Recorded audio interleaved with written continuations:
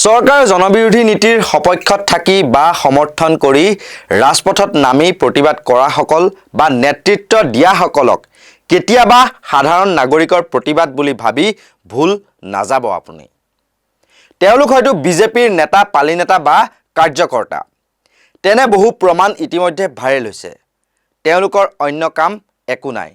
এটা নতুন ট্ৰেণ্ড সৃষ্টি হৈছে যে কেনেকৈ হিমন্ত চৰকাৰে লোৱা জনবিৰোধী নীতিসমূহ যে সঠিক তাক প্ৰতিপন্ন কৰিবলৈ বা বিৰোধীৰ প্ৰতিবাদ ম্লান পেলাবলৈ বিজেপি কাৰ্যকৰ্তা বা অৰুণোদয় লাখপতি বাইদেউসকলক ৰাজপথলৈ উলিয়াই আনি কেৱল অসম বিৰোধী গৌৰৱ গগৈ মুৰ্দাবাদ, অখিল গগৈ মুৰ্দাবাদ, লুৰিণজ্যোতি গগৈ মুৰ্দাবাদ এইবোৰ ধ্বনি দিয়া দেখিবলৈ পোৱা যায়।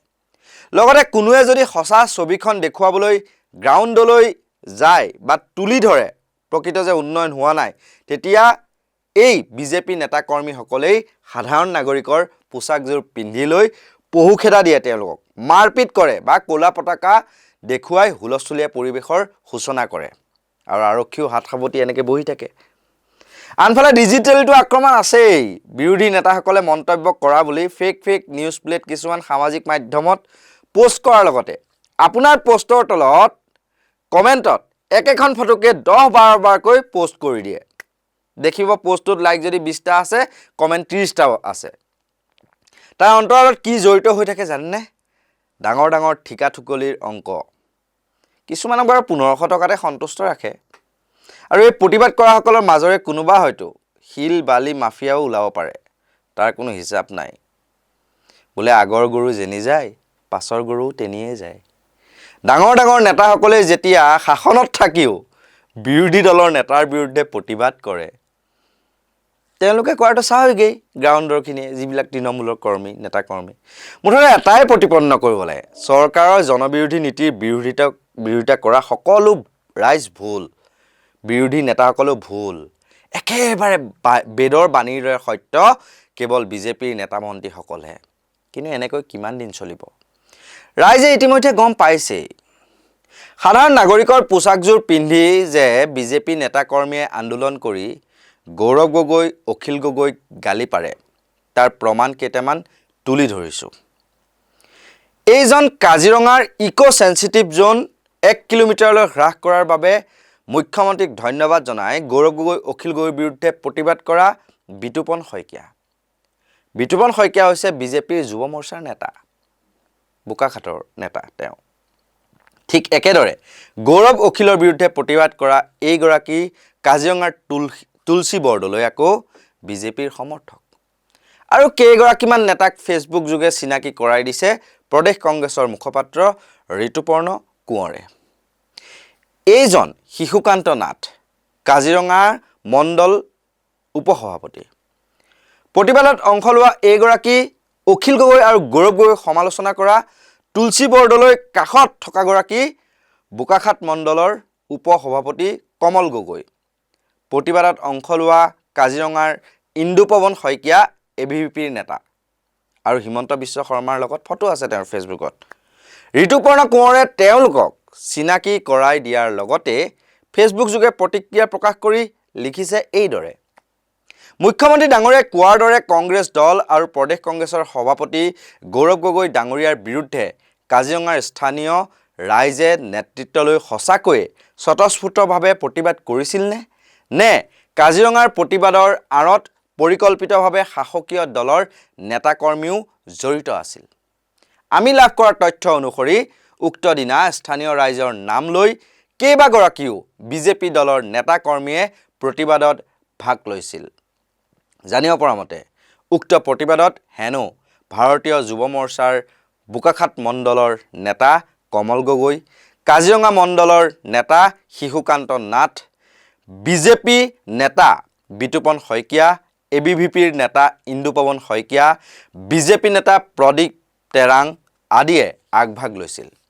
যদিহে এই তথ্য সত্য তেন্তে ই চিন্তনীয়।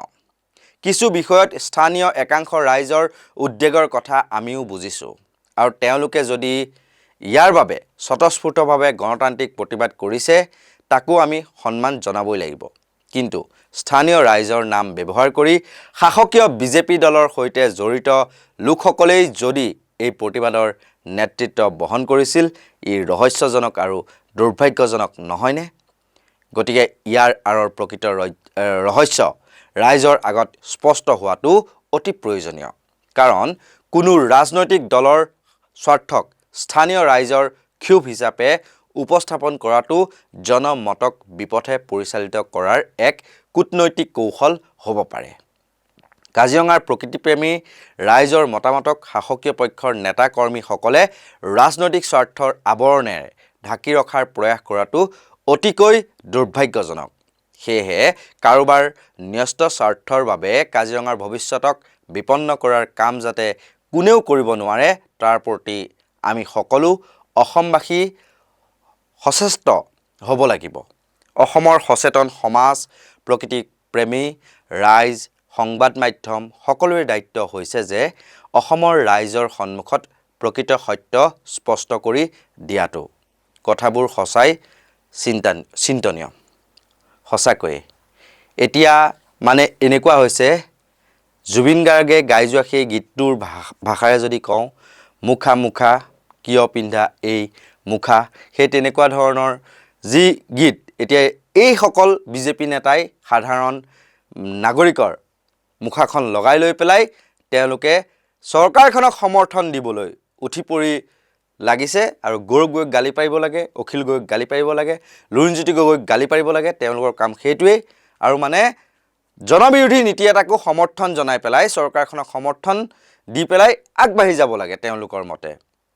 এতিয়া ৰাজস্থানতে চৰকাৰী স্কুল পৰিদৰ্শনৰ বাবে যোৱা CJP নেতাসকলক আক্ৰমণ কৰিছে। কোৱা হৈছে যে একদম টিভিত বিগ ব্ৰেকিং, সাধাৰণ ৰাইজে পহুখেদা দিছে, মাৰপিট কৰিছে, সাধাৰণ ৰাইজে উচিত শিক্ষা দিছে বুলি। কিন্তু পিছত ওলাইছে সেইসকল বিজেপি নেতা কৰ্মী।